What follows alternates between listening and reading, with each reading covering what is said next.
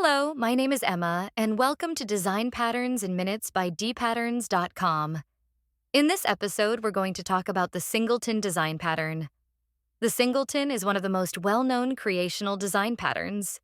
Its purpose is simple: to ensure that a class has only one instance in the entire application, and to provide a single global point of access to that instance. Why is this important? Imagine you're working with a database connection. If every part of your application created its own separate connection, resources would quickly be wasted, performance would suffer, and managing those connections would be a nightmare. With the Singleton pattern, you make sure that there is only one database connection object shared across the system.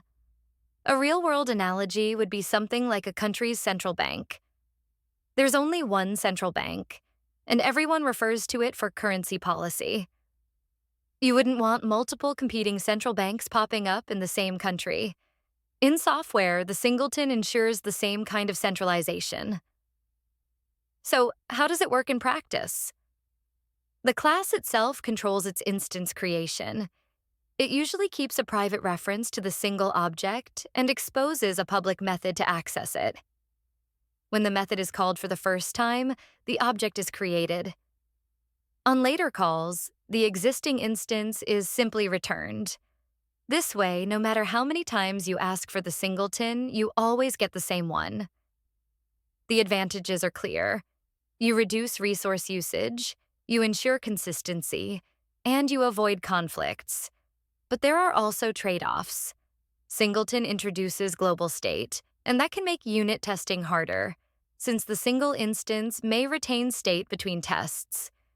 It can also increase coupling if many parts of the system depend directly on the Singleton. That's why some developers view Singleton with caution. It's powerful, but it must be used responsibly. Where will you find Singleton in real systems? Very often in logging frameworks, configuration managers, caching mechanisms, and of course, database connection pools. These are all resources where having one central instance makes sense. Let's summarize. The Singleton pattern ensures that only one instance of a class exists in the entire application and provides a global access point to it. It's ideal for resources that must be shared, such as database connections or configuration managers.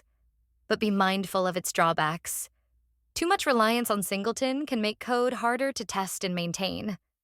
If you'd like to see complete code examples and a detailed explanation, visit dpatterns.com. Thanks for listening. My name is Emma, and this has been Design Patterns in Minutes.